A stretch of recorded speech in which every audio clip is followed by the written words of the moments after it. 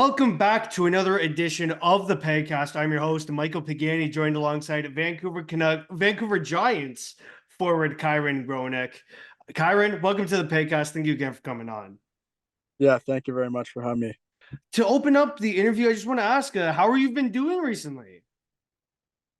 Yeah, I've been doing really well actually. I thought I had an unbelievable year this year, and I bounced back from a couple of years in the past year. But yeah, obviously we lost in the first round there, and we kind of has a little sting to our stomach still. But yeah, ever since the start of the year, I thought I've been a great player and a great teammate, and I think yeah, I'm doing well.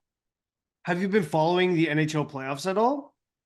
Yeah, obviously I'm a huge fan in the NHL. My cousin played in the NHL for so many years, so I'm a huge fan. I love watching the playoffs. What team? Because obviously I see you're wearing the Pens hat, so they didn't make it. They're on the golf course. Same with my Habs. What team are you following?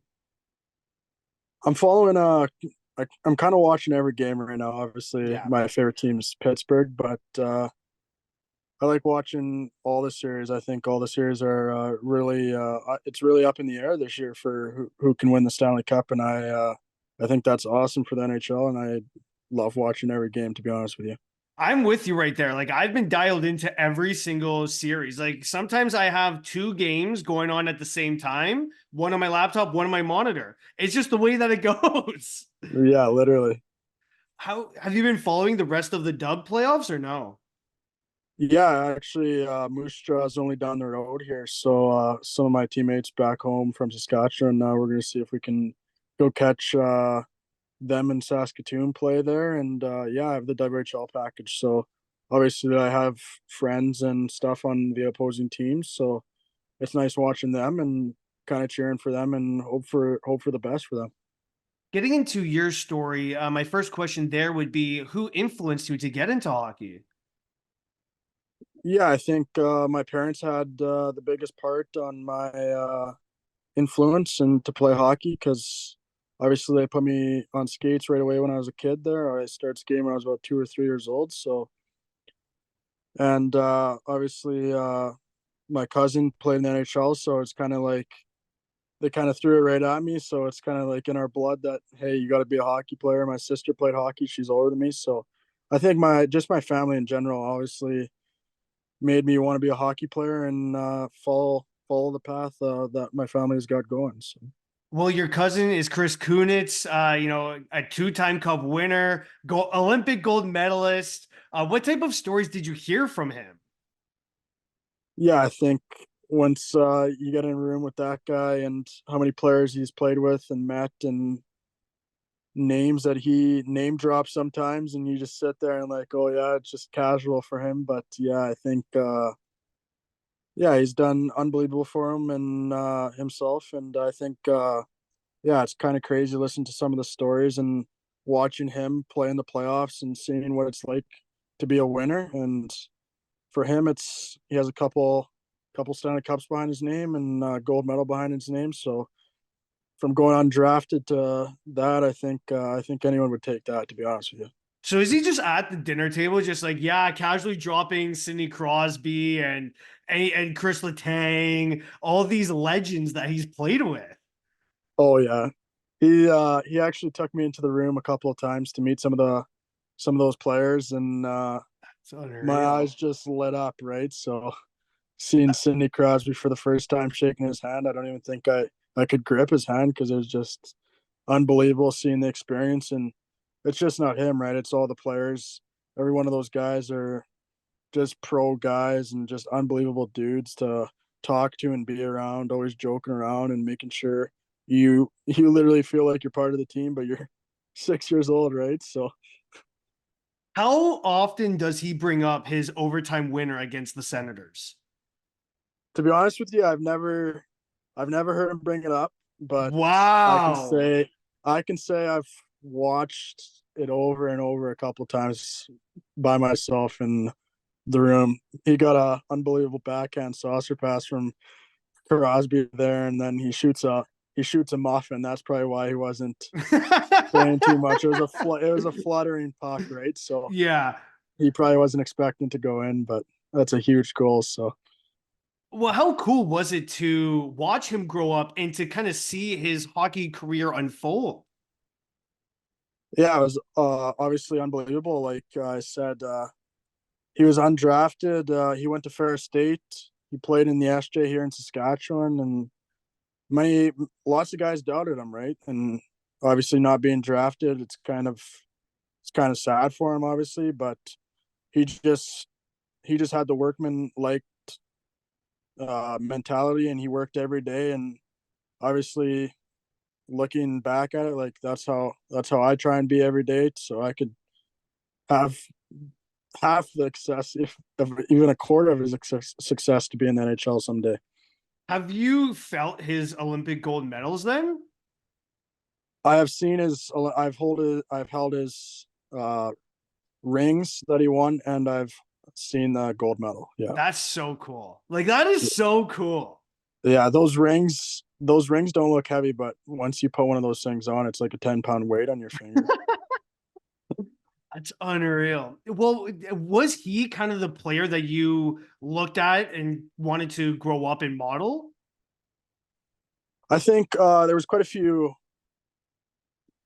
guys that I watched when I was younger and picked from like all over the place, right? Like Yeah. I think my cousin was just a hard worker that could play with anybody down the lineup. He could play on the fourth line, he could play on the third line, he could play on the second, first. It didn't matter. He just knew how to play and do his job. So I think I really fell into kind of how he plays, and I try and do that with Vancouver back in with the Giants there. Well, you grew up in Regina. What obviously we you did end up cheering for the Pens, and that's large in part due to Chris Kunitz, your cousin. Did you end up going to see many Penguins games, or were you just kind of at home following the Penguins? Yeah, I've watched quite a few live NHL games for sure, and watching the Penguins. And obviously, it's nice to be in Vancouver now, right? So I can go catch a couple Canucks games and watch some unbelievable young talent that played in our league last year and is playing in the NHL. So it's kind of neat watching some of those guys play in the NHL. Just thinking it could be you someday if you just keep working and doing your job. Did you go to many Regina Pats games when you were younger? But yeah, I was a huge Pats fan. The most memorable one is when they hosted the Memorial Cup. I think I went to every game there, and I was a huge Pats fan. The Sam Steeles, the Adam Brooks, the Connor Hobbs, all those guys. Those were my idols pretty much, because we have no NHL team down here, right? So the How Pats were kind of our NHL. how cool is it to so you watch the Pats growing up as a little kid, fan of the WHL, and now you're playing against the Pats in the WHL. You're a WHL player. Like, how cool is that? Yeah, it's crazy. Obviously, everyone dreams to be playing high level hockey, and that's what I dreamed when I was younger. And I wanted to be the best player I could be and see how far my hockey career could take me. And obviously, now that I'm in the WHL, it's kind of like a dream come true, right? And playing against some of the best players in the world that are moving on to the NHL, like a Connor Bedard, who playing Connor Bedard last year in the WHL, and now he's tearing up the NHL. Like, it's just crazy to be playing and being on the same ice surface as some of those guys. What was it like playing against Bedard? Like, were you just like, Coach, get me off the ice? Like, that guy's unreal. Yeah, it was actually my first taste before last year, before I played him, because the year before that he was in the bubble.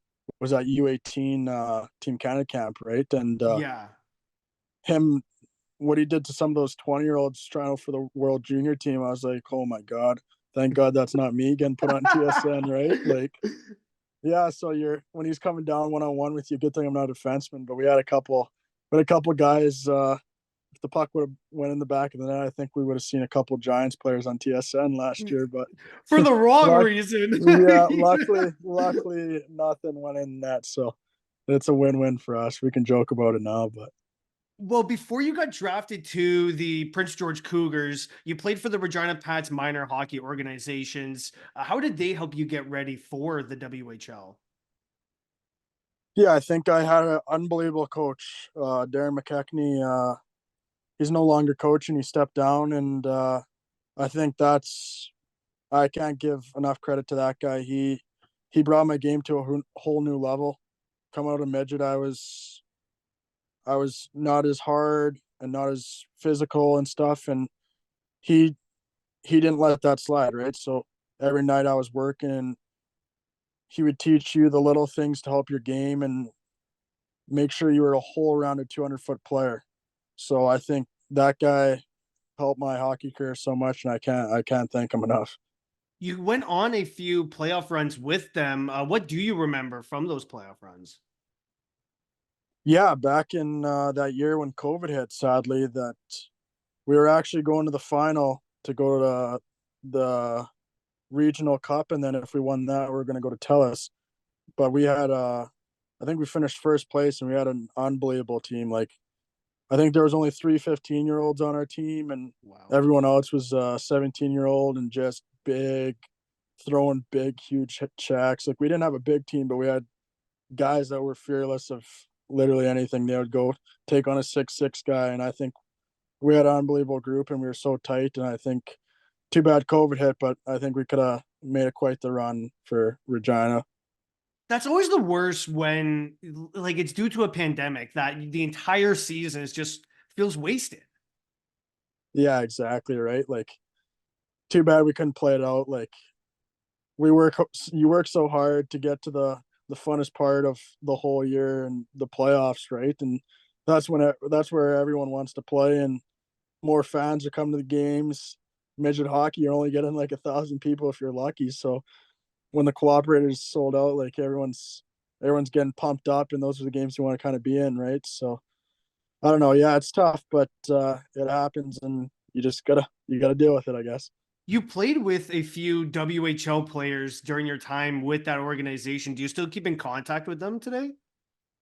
Yeah, Logan Hammett, he's on Giants actually this year. He got traded from Brandon, so he's an unbelievable defenseman, and he was just great for us this year. And yeah, I talked to quite a few of those guys still. I'm in contact with a lot of midget AAA guys that I played against, right? And see how many guys off our team moved up and playing either in the AJ junior A hockey or they're playing in the WHL. It's actually crazy to see how many guys are actually move along in their hockey career and actually try and pursue their goal. You did get drafted in the 2019 dub draft by the Cougars. What do you remember from that day? Yeah, I remember I was in we have a school trip in grade 9, and we were in Calgary actually. Or yeah, Calgary. And so I was just about to go on the ice, and we were watching the draft in the dressing room, just us boys and stuff. And I had a kind of feeling I was gonna go to PG there, so we were just waiting and waiting, and then the pick finally came in, and then it was me. And the first thing I did was call my parents, and I said thanks for everything you've done for me to just get me to this spot, and shared the moment with them, and then hung up the phone, and everyone was cheering and clapping for me. But yeah, my family, I can't thank them enough for getting me there, and 6 a.m. mornings and driving across Canada and all those other places. Like the first thing I had to do was call them because they mean a lot to me. How loud was that celebration once you got off the phone? Yeah, they were all cheering and yelling and jumping on me, and then we went onto the ice, and everyone was just banging their sticks when I got onto the ice. So I was just checking my phone to make sure the Yeah. manager or somebody wasn't calling me, and I get on the I was the last guy on the ice, and they're all skating around clapping their stick. It was kind of sweet. They did that for me. Well, you started the 2021 season with the Regina Pats minor hockey organization before getting called up to the Cougars. How did you find out about that call up? Yeah, I started the year at Regina there, and I had a pretty good start to the year. Me and Sam Rumba actually that plays on Regina now. We were on a hot start, and we were both playing unbelievable hockey. And yeah, we were all hoping there would be a bubble because that was our first taste for us 04s because we had been 16. So technically we should have had a full year, but because of COVID, obviously we couldn't. But yeah, I got a call from my agent and said, hey, like let's get the bags, start packing. You're going up to Prince George. And I was so stoked and so excited. I couldn't wait just to get there and get going with those guys and do the best I could out there. You did play 17 games with the Cougars that year. Was there a specific kind of veteran leader that helped you get adjusted to the dub?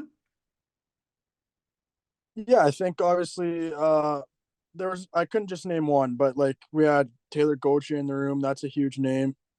And we had a bunch of young guys like Hyder, Zimmer, like so many of those young guys, and Samson that's in the AHL right now. And yeah, we just had so many young guys, and our older guys were unbelievable. They looked after everyone. There was no one left out. They were trying their best. The 20-year-olds, it was the last kick at the can. They knew there was no playoffs, so they were trying to give us all the knowledge they had to get us ready for the next year, right? Because those games they didn't mean much, but they meant a bit. So the 20-year-olds tried teaching us the little things and try and help us. So next year when we come back, when it's a full year, you're not taking 15, 20 games into the year to figure out what the league's actually like. What did that mean to you to see the 20s? The games are meaningless at that time, and with there being no playoffs, and yet they're kind of taking you aside and telling you like this is kind of how it rolls. Yeah, I think that's a huge point of why I'm still playing the WHL, learning the little things of the game, little tricks, little things to do, where to have your stick, where to throw the pass, not to throw the pass, to take the shot. Those little things that help a player so much. I think I couldn't thank those 3 20-year-olds enough. And I knew every time we were on the ice, I got to play with a couple of them. And every time I was on the ice with those guys, I tried leaving everything I had on the ice for those guys, because I know it was their last year in the Western, and all I could do, the littlest thing I could do for them was leave everything I had, and that's what I did for them. In your second season, you did get traded to the Saskatoon Blades. How did you find out about that? Yeah, I kind of my agent kind of called me, and I was at home at Christmas, and he said, "Hey, pack your bags. You're going to play in Saskatoon tonight." And we didn't know if it was going to be with Saskatoon or the team that they were playing that night. So he just knew I was going somewhere in Saskatoon, and he said, "You're going to be playing the game." And I showed up, and I was a Blade, so I was pumped. That must have been so weird. So you had no idea. It was just like the game it was at the Blades Arena, and you had no idea if you were playing for the Blades or for the other team. No, I got a call probably about 15 minutes out of Saskatoon. That's the general manager of Saskatoon saying, "We're excited to have you, and you're playing tonight." And that's when I figured out. But I was just getting ready to play a hockey game and do anything I could to try and help whatever team I was on win that night.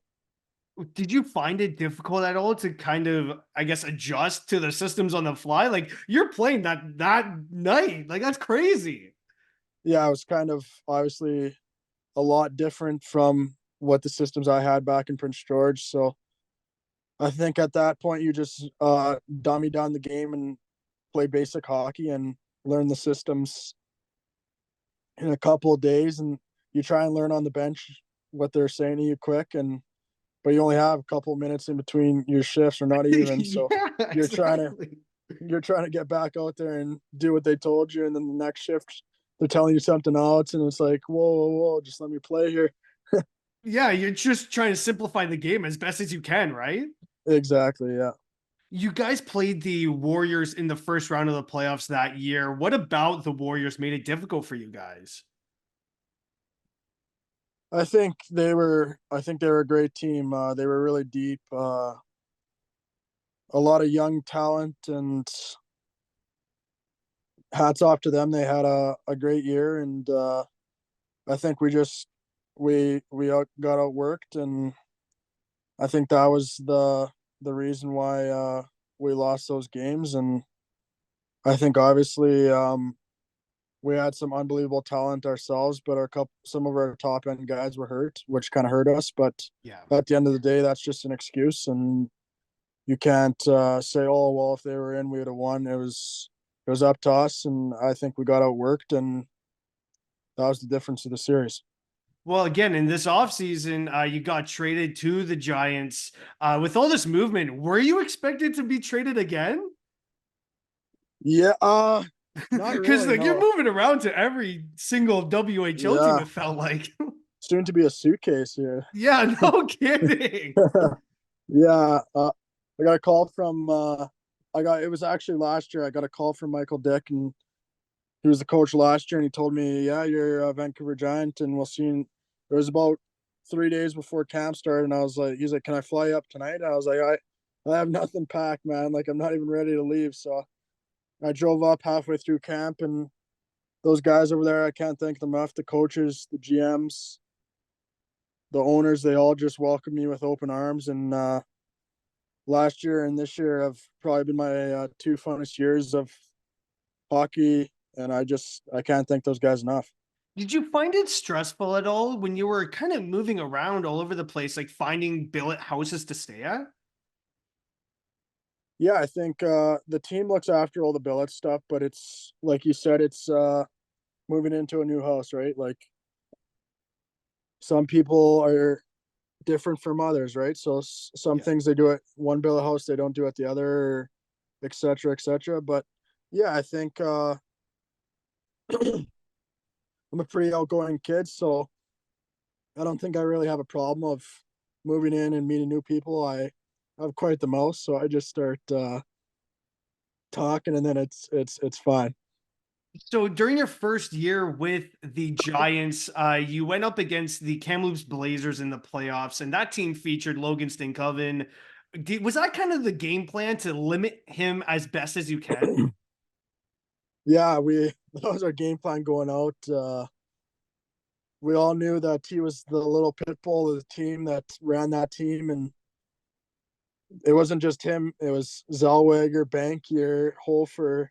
Like you can go on and on with that roster. How many guys are in the NHL or AHL this year?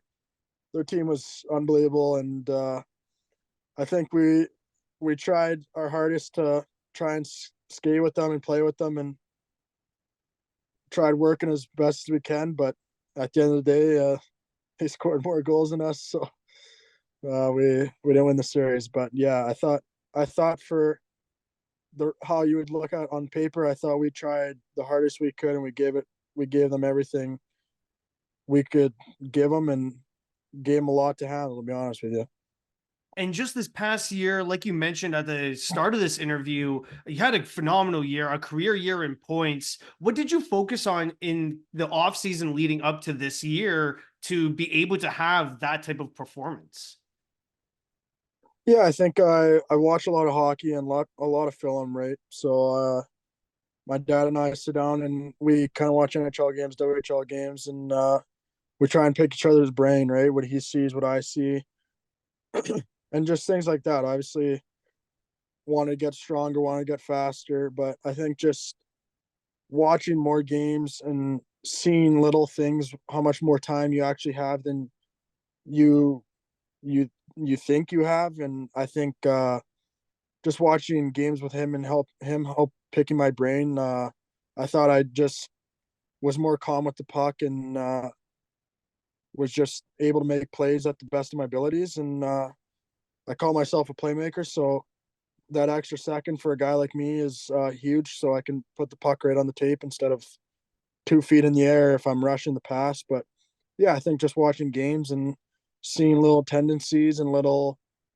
areas where you can get some soft ice to have some more time with the puck and to set up a play is, I think that's what I really focused on this summer, and we just really picked each other's brains. So With you having so many playoff games under your belt, do you have any playoff superstitions or no? I'm kind of a superstitious guy, but I like uh, I like throwing the pucks. Me and Aaron Obabifo, we throw the pucks before we go out for warm ups, and then I kind of go down the hallway by myself where it's nice and quiet, and I put my legs up against the wall, and I kind of just get prepped there and start thinking about the game, start thinking about what I'm going to do and stuff. But as soon as I go back in the room, I like to keep it a little light. You don't want to be too serious, right? And so I'm one of the light guys in the room, and I like joking around with a couple of guys. But as soon as we go for warm up, it's game time. So we have a little fun before we go out for warm up. But after warm up, I think we all dial it in a notch and get ready for to play. So are you the team prankster then? Yeah, I got to be one of them for sure. Yeah, What pranks did you pull off this year then?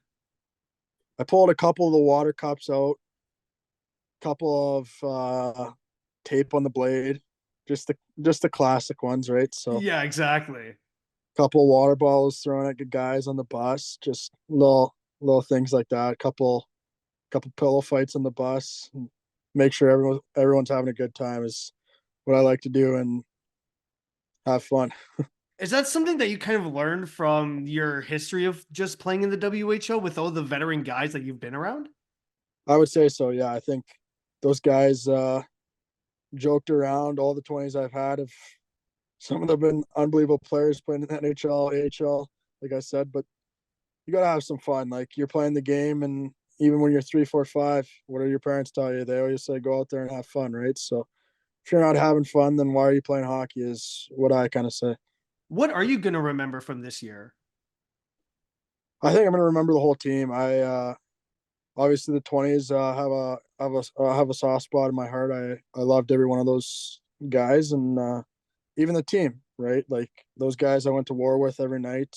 They went to war for me, and I think every time the year ends, it's kind of it's not a goodbye, but it's a see you soon kind of thing. Hopefully, hang out with the guys in the summer and just become best friends. Because when you're sitting down when you're older and having a beer or something, you'll say, "Hey, remember that one time you got into a fight or something like that?" Just bringing back junior days and telling your kids. I think, yeah, Why do you, oh, sorry. I was just going to ask, why do you wear number 27? yeah. Actually, number 27 is my birthday, like February 27th. So I don't know. I've kind of flip flopped around a couple of numbers. I've wore 19.